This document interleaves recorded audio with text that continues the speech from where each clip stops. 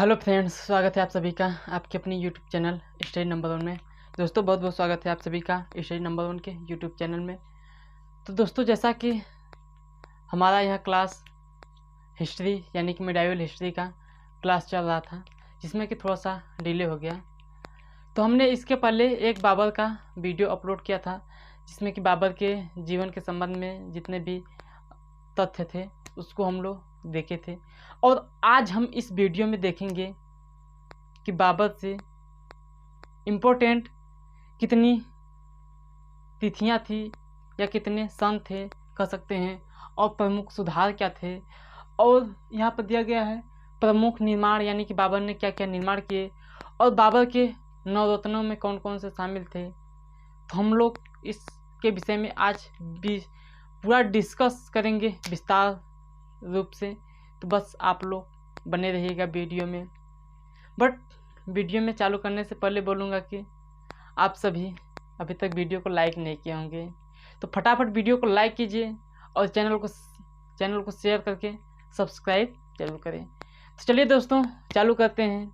आज का हमारा टॉपिक है अकबर से इम्पोर्टेंट कुछ घटनाएं, जिनमें कि कुछ निर्माण किए, कुछ कार्य किए, क्या क्या उसके जीवन काल में घटनाएं हुई, उसके संबंध में हम लोग पूरे विस्तार रूप से डिस्कस करेंगे।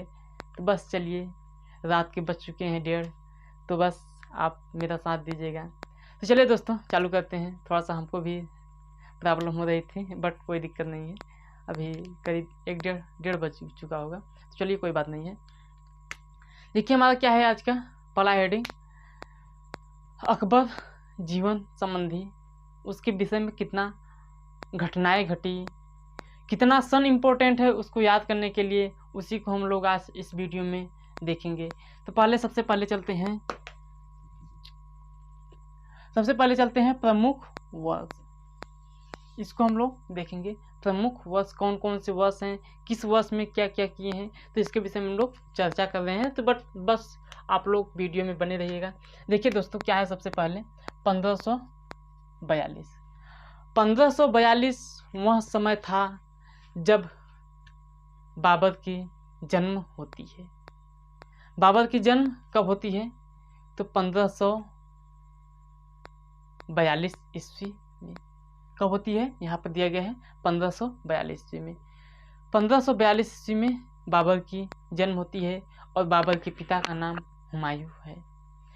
थोड़ा सा यहाँ पर एक पॉइंट को डिस्कस कर रहा हूँ कि जब हुमायूं दिल्ली सल्तनत का शासक था, तो उस समय उसके संबंध में बहुत सी कठिनाइयाँ आई थी। और शेर खां, जिसे शेर शाह सूरी कहा जाता है, तो शेर शाह ने इनसे लड़ाइयाँ लेने के क्रम में हुमायूं भाग निकला और सिंध के प्रदेश में जाकर के शादी किया, और उसी शादी करने के पश्चात में बाबर की जन्म होती है। तो यहाँ से इसके लिए इतना पॉइंट आपको याद करना है। तो बाबर का जन्म 1542 ईस्वी में होता है। अब देखिए, बाबर का जन्म 1542 ईस्वी में होता है। हुमायूं सिंध के प्रदेश में चला जाता है, सिंध के प्रदेश से फिर पुनः भारत में आता है। भारत में आने के बाद में 1555 ईस्वी में क्या करता है, शासक बनता है। शासक बनने के पश्चात में वह अपने पुस्तकालय महल में से सीढ़ियों से गिर करके उसकी मृत्यु हो जाती है, जिससे कि 1556 ईस्वी में बाबर को राजगद्दी पर बैठना पड़ा। महज 14 वर्ष की उम्र में बाबर राजगद्दी पर बैठता है। उस समय बाबर की उम्र 14 वर्ष की थी, इसलिए बाबर का संपूर्ण कार्यभार बैरम खां, जिससे खान बाबा के नाम से पुकारते थे, तो वहीं बैरम खान ने पूरी कार्यभार संभाल रखी थी। तो यहाँ से बस इतना ही पॉइंट को आप लोग याद कीजिएगा। तो 1556 ईस्वी में इनका राज्याभिषेक होता है। राज्याभिषेक कहाँ पे होता है? तो खिलोकरी के महल में होता है। खिलोकरी के महल में इनका राज्याभिषेक होता है। कब? 1556 ईस्वी में। अब देखिए 1556 ईस्वी के बाद में हमने आपको बताया था कि 1556 ईस्वी के बाद में वो शासक तो बन गया, राजा तो बन गया, बट वो अभी तो उसकी बाल्यावस्था थी। तो वहाँ राजगद्दी पर बैठने के पश्चात में पूरी राज्य का देखभाल करना पड़ता था। तो इसलिए वह अपने खान बाबा, जिसे बैरम खां के नाम से जाना जाता है, उनको वजीर के पद पर स्थापित कर दिया। यानी कि सब जितनी भी कार्यभार संभाली जाती थी वह पूरा का पूरा बैरम खां करता था। बट बैरम खां करने के पश्चात में होता क्या है, 1560 ईस्वी में बैरम खां की मृत्यु हो जाती है। मृत्यु के संबंध में कहा जाता है कि बाबर अकबर ने भी उसकी मृत्यु का साजिश रचा था, बट साजिश रचने के पश्चात में उसे मक्का भेज दिया गया था। मक्का जाते समय रास्ते में उसको मार दिया गया था। तो यही 1560 ईस्वी में बैरम खां का पतन होता है। इसके यानी कि अगर पूरे डिटेल रूप से पढ़ना होगा तो आप मेरे पिछले वीडियो में चले जाइएगा, वहाँ पर हमने पूरे डिटेल रूप से बताया है। अब देखिए 1562 ईस्वी में क्या होता है, दास प्रथा का अंत। दास प्रथा का अंत कब होता है, 1562 ईस्वी में। कब, 1562 ईस्वी में। अब देखिए थोड़ा सा यहाँ पर हम लोग चर्चा करेंगे कि 1560 ईस्वी से लेकर के 64 ईस्वी तक पेटीकोट शासन, जिसे पर्दा शासन के नाम से जाना जाता है, तो उस समय 1560 से लेकर 1564 ईस्वी के बीच में पेटीकोट शासन का समय चल रहा था। तो उसी समय यहाँ पर देखेंगे कि दास प्रथा का अंत होता है 1562 ईस्वी में। दास प्रथा का अंत होता है 1562 ईस्वी में, दास प्रथा का अंत होता है। अब देखिए 1563 ईस्वी में क्या होता है, तीर्थ यात्रा का समाप्ति कर देता है। तीर्थ यात्रा का समाप्ति क्यों करता है, देखिए थोड़ा सा यहाँ पर बात करेंगे हम लोग कि तीर्थ यात्रा का समाप्ति क्यों करता है। आप देख रहे होंगे कि भारमल की पुत्री जोधाबाई से, पिछली वीडियो में देखे होंगे कि भारमल की पुत्री जोधाबाई से इनका विवाह हुआ था। भारमल की पुत्री जोधाबाई, जिसे हरकाबाई के नाम से जाना जाता है, तो हरकाबाई एक हिंदू थी। हिंदू से इनकी विवाह हो जाती है, हिंदू महिला थी, तो हिंदू से इनकी विवाह हो जाती है अकबर की। तो इनका हिंदू के प्रति एक प्रकार का अट्रैक्शन होने लगता है। तो इसी प्रकार से लेते हुए हिंदू और मुस्लिमों को लिए तीर्थ यात्रा, यानी कि तीर्थ पर जो लोग जाते थे तो वहाँ कर लगता था, तो उस कर को समाप्ति कर दिया, तीर्थ यात्रा कर की समाप्ति कर दिया। अब हमने बताया कि हिंदुओं के प्रति इनका आकर्षण यानी अट्रैक्शन होने लगा, तो अट्रैक्शन की वजह से जजिया का समाप्ति कर दिया गया। कब, 1564 ईस्वी में। और एक पॉइंट इंपॉर्टेंट है 1564 ईस्वी में। 1564 ईस्वी में क्या इंपॉर्टेंट है, बताओ जल्दी से। तो 1564 ईस्वी में पर्दा शासन, जिसे पेटीकोट शासन के नाम से जाना जाता है, उसका पतन हुआ था। कब, 1564 ईस्वी में। तो 1564 ईस्वी में एक जजिया कर की समाप्ति, एक पेटीकोट शासन की समाप्ति हुई थी। तो देखिए जजिया कर क्या होता है, गैर मुसलमानों से एक प्रकार का धार्मिक कर लेना। बोलो, गैर मुसलमानों से एक प्रकार का धार्मिक कर लेना, यही क्या कहलाता है, जजिया कर कहलाता है। बात क्लियर। अब देखिए थोड़ा सा आगे चलते हैं। जजिया कर हो गया। अब 1571 ईस्वी में फतेहपुर सीकरी की स्थापना करते हैं, फतेहपुर सीकरी की स्थापना करते हैं और अपनी राजधानी बनाते हैं। किसकी, फतेहपुर सीकरी की स्थापना करते हैं और गुजरात में अपनी राजधानी बनाते हैं। अब देखिए आगे चलते हैं। 1573 ईस्वी में बुलंद दरवाजा का निर्माण करते हैं, इसको याद कीजिएगा, 1573 ईस्वी में बुलंद दरवाजा का निर्माण करते हैं। अब आगे क्या है, 1575 ईस्वी में इबादत खाने की स्थापना करते हैं। इबादत खाना बोलो क्या है, बोलो इबादत खाना क्या है। इबादत खाना वह है, देखिए थोड़ा सा इसके बैकग्राउंड को विषय में चर्चा करेंगे। देखिए अकबर क्या था, अकबर एक अनपढ़ इंसान था। अकबर चूंकि 14 वर्ष की उम्र में वो शासन राजगद्दी पर बैठ गया, तो क्या वो पढ़ा लिखा था, बहुत विद्वान था, नहीं, वह अनपढ़ शासक था। और उसी अनपढ़ शासक की वजह से वह चाहता था कि हमें सभी ग्रंथों का, हमें सभी साहित्यों का ज्ञान हो सके। तो उन्होंने एक इबादत खाने की स्थापना की। उस इबादत खाने में क्या होता था, तो इस इबादत खाने में जो बड़े बड़े धर्मगुरु थे वो आते थे और समूह होता था और उस यानी कि सभा में बैठते थे अकबर, और उनको कुछ नॉलेज मिलता था। तो इस प्रकार से एक इन्होंने बनाया था, उसका नाम है इबादत खाना। तो इबादत खाना का स्थापना किए थे। बट इबादत खाने में होता क्या था, इबादत खाने में इनके इबादत खाने में होता था केवल मुसलमान भी आते थे। बट इनका थोड़ा थोड़ा जिज्ञासा बढ़ने लगा, मुसलमान के अलावा सोचने लगे हिंदू के गुरु भी आए, हिंदू के गुरु भी हमको शिक्षा दे, ईसाई के भी, सिख के भी, इस प्रकार से।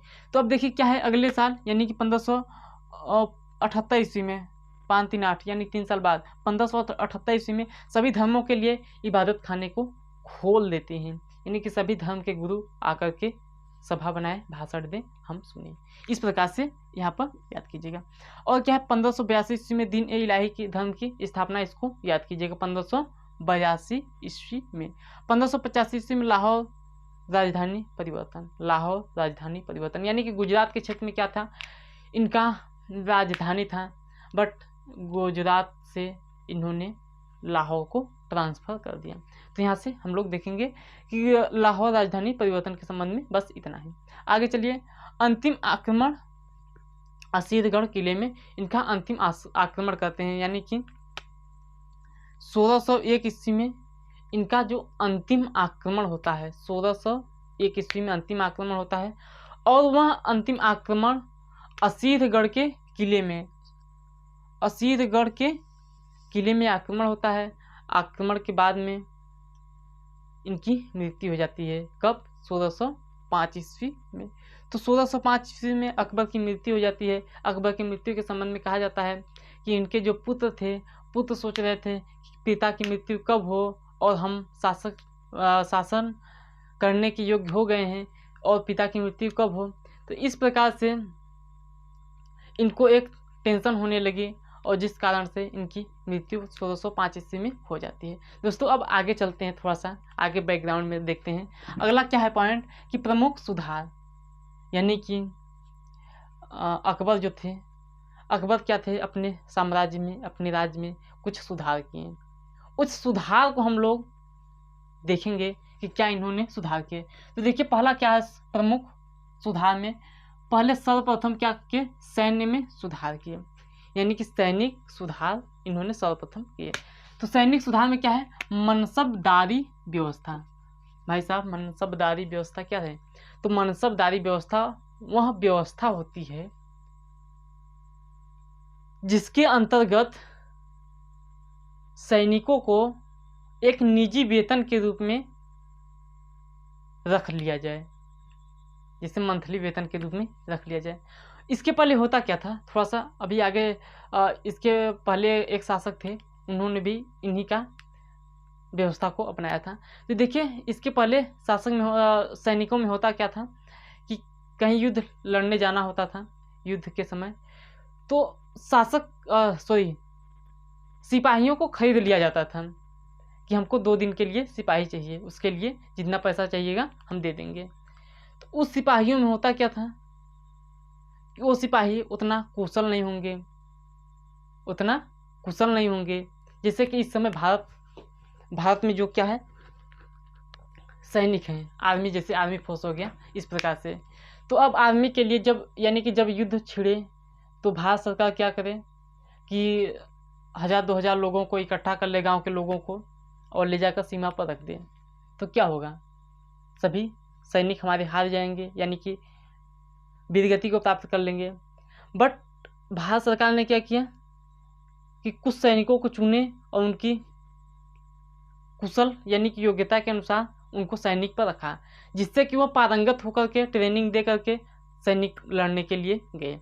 तो उससे होता क्या है कि वो सभी गुणों में पारंगत हैं। तो इस प्रकार से इन्होंने भी अपना निर्माण करवाया था। तो मनसबदारी व्यवस्था यानी कि पैसे मासिक वेतन दे करके सैनिकों को निजी रूप से इकट्ठा कर लिया था। तो अब देखिए आगे क्या है, घोड़ा दागने की व्यवस्था। घोड़ा दागने की व्यवस्था क्या होती है कि घोड़ों में एक नस्ल का पता लगाने के लिए किया जाता है। उसी प्रकार से हुलिया लिखने की प्रथा, हुलिया यानी कि सिपाहियों में हुलिया लिखा जाता है कि किस प्रकार से कौन से सिपाही युद्ध में पीछे की ओर भागेंगे, कौन से सिपाही आगे की ओर भागेंगे, यानी कि सिपाहियों का हुलिया दागने की व्यवस्था, जिससे कि घोड़ों में होता है उसकी नस्ल पहचानने के लिए। उसी प्रकार से हिंदुओं में सैनिकों में भी होता है। अब देखिए क्या है, समाज सुधार। समाज सुधार में सर्वप्रथम क्या किया, दास प्रथा पर इन्होंने प्रतिबंध लगा दिया 1962 ईस्वी में। यहाँ पर आप देख सकते हैं दास प्रथा का यहीं पर दास प्रथा पर प्रतिबंध इन्होंने लगा दिया था। अब देखिए बहुविवाह विधवा विवाह को प्रोत्साहन दिया गया। इसके पहले होता क्या था कि बहुविवाह यानी कि एक पति के साथ विवाह करने के बाद दूसरे पति से यानी कि दूसरे पति से विवाह नहीं कर सकती थी। और उसी प्रकार से विधवा यानी कि एक महिला के पति की मृत्यु हो जाने के बाद में वह दूसरे से शादी नहीं कर सकती थी। तो इन्होंने इस पर प्रतिबंध लगाया और कहा कि विधवा विवाह को प्रोत्साहन यानी विधवा विवाह किया जाए और बहुविवाह भी किया जाए। तो इस प्रकार से बाल विवाह पर रोक यानी कि इन्होंने क्या किया, बाल विवाह पर रोक लगा दिए। और रोक लगाने के पश्चात ही इन्होंने एक लिमिट बनाया, एज लिमिट बनाया कि यदि लड़के का उम्र 16 वर्ष से अधिक और लड़कियों का उम्र 14 वर्ष से अधिक होगा तभी शादी को निश्चित किया जाएगा। यानी कि मेल का 16, फीमेल का 14। इससे यदि उम्र अधिक होने के पश्चात ही विवाह किया जाएगा। अब देखिए इन्होंने थोड़ा सा एक इम्पोर्टेंट व्यवस्था की है, क्योंकि इनके समय में बहुत ही सामाजिक में गंदगी फैल चुकी थी। तो इन्होंने वैश्यालय को दूर रखा, यानी कि अपने समाज से वैश्यालय को दूर रखा। और जहाँ पर वैश्यालय को रखा उस गांव या उस नगर को इन्होंने शैतानपुरी के नाम से विख्यात किया। यानी कि वैश्यालय की नगरी को शैतानपुरी के नाम से जाने लगा। और इन्होंने भूमि सुधार के लिए अन्य कार्य किए, तो उसको आप लोग पिछले वीडियो में हमने बताया है, देख लीजिएगा। अब देखिए प्रमुख निर्माण इन्होंने क्या क्या निर्माण किए। तो यहाँ पर थोड़ा सा सरसरी निगाह से देख लेते हैं कि इन्होंने आगरा का लाल किला का निर्माण करवाया, आगरा के लाल किले का निर्माण करवाया।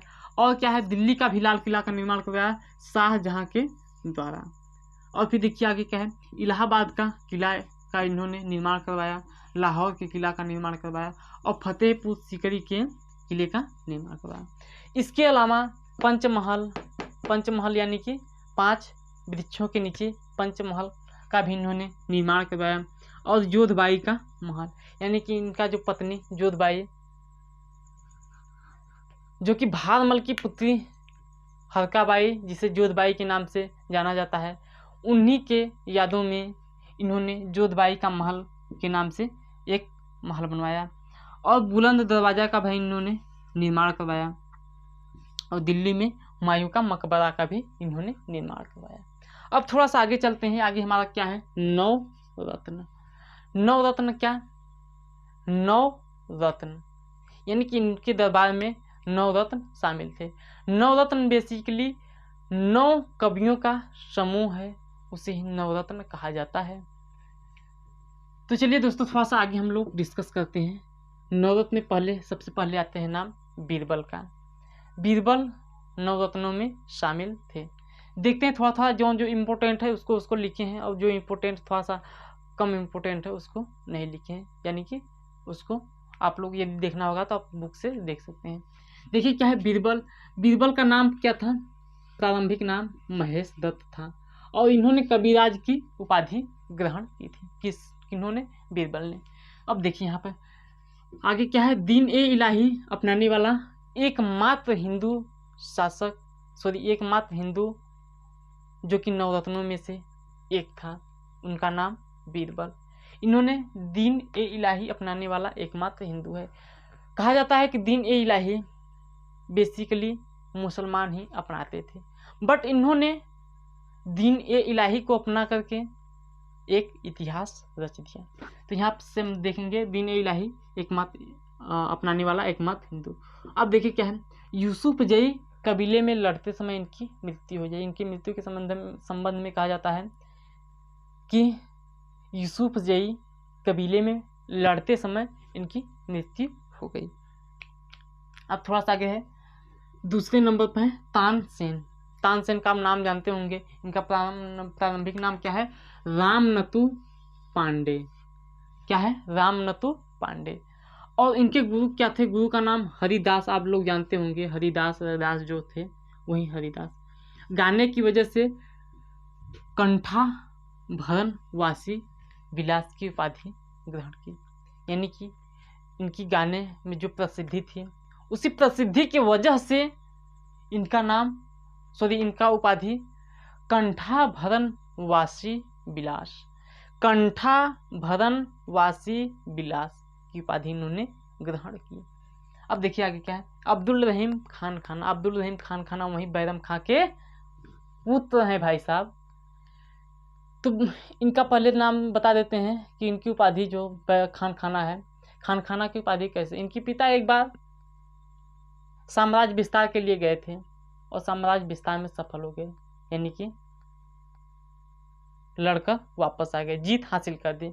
उसी जीत हासिल की खुशी में इनके पुत्र, उन्हीं के पुत्र यानी बैरम खां के पुत्र अब्दुल रहीम को खान खाना की उपाधि से सम्मानित किया गया। तो यहाँ देखिए पिता बैरम खां वहीं तालीकोटा के युद्ध में मारा गया बैरम खां। तो देखिए पिता के जीत पर इन्हें खान खाना की उपाधि दिया गया। अब देखिए आगे चलते हैं। अबुल फजल जो कि अकबरनामा कहाँ पे है? इतिहास, यहाँ पे देख लेते हैं। इतिहास, दर्शन, साहित्य एवं विद्वान के रूप में प्रचलित है, यानी कि जो अबुल फजल को देख रहे हैं ना, ये एक इतिहासकार हैं, दर्शन शास्त्र हैं, साहित्यकार हैं, विद्वान हैं। इस प्रकार से अनेक अनेक पृष्ठियों में इनकी प्रसिद्धि है, जो कि एक नवरत्नों में शामिल है। तो देखिए क्या है, इनका अकबरनामा रचना की, यानी कि अबुल फजल की रचना क्या है? अकबरनामा। और अकबरनामा के तीसरे अध्याय को आईने अकबरी कहा गया। क्या कहा? बोलो फिर से। आईने अकबरी कहा गया। अब देखिए थोड़ा सा आगे चलते हैं कि तीसरे पार्ट को क्या आईने अकबरी कहा गया, ना क्लियर हो गया। अब देखिए आगे क्या है। फैजी वह इंसान है जो कि अबुल फजल का बड़ा भाई है। अबुल फजल का बड़ा भाई फैजी, जो कि अकबर के नवरत्नों में शामिल है। तो राजकवि का दर्जा इनको मिला था, फैजी को राजकवि का दर्जा मिला था। तो वे बड़े भाई हैं अबुल फजल की। अब देखिए थोड़ा सा आगे चलते हैं। मान सिंह, यानी कि थोड़ा सा यहाँ से इनके विषय में थोड़ा सा वर्णन नहीं किए हैं, यानी कि हम कुछ इम्पोर्टेंट दिखाने इसलिए बता दे रहे हैं कि नवरत्नों में, अकबर के नवरत्नों में मान सिंह भी शामिल थे, टोडरमल भी शामिल थे, और मूलला दो प्याज, नाम थोड़ा सा अजीब सा लग रहा होगा, मूलला दो प्याज। कहा जाता है कि ये जब भोजन करते थे तो प्याज के बहुत शौकीन थे। उन्हीं प्याज के शौकीन की वजह से इनका नाम मूलला दो प्याज, मूलला दो प्याज यही है। अब आगे चलते हैं। अंतिम यानी कि नौवें नवरत्नों में शामिल हकीम हकाम का काम जानते हो? इनका काम था कि अकबर को भोजन देना। कहा जाता है कि अकबर एक शासक था और अकबर को डर था कि हमारे शासन में कुछ लोग जलते हैं हमसे, और उन्हें जलने की वजह से ऐसा ना हो कि हमें भोजन में कुछ जहर मिला दिया जाए और हमारी प्रसिद्धि खत्म हो जाए, यानी हमारी मृत्यु हो जाए।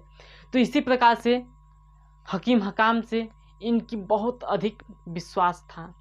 तो इन्होंने हकीम हकाम को भोजनालय का पद दिया और भोजन का श्रेय हकीम हकाम को ही दिया गया, यानी कि अकबर के भोजन का संबंध हकीम हकाम को ही दिया गया।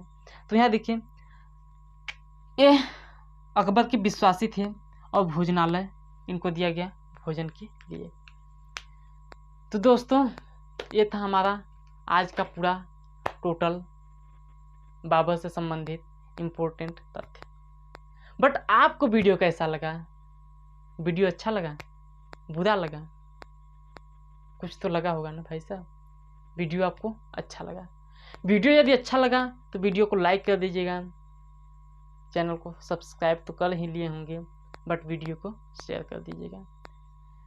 तो बस अपनी वाणी को यहीं पे विराम देना चाहता हूँ, आपसे अलविदा लेना चाहता हूँ।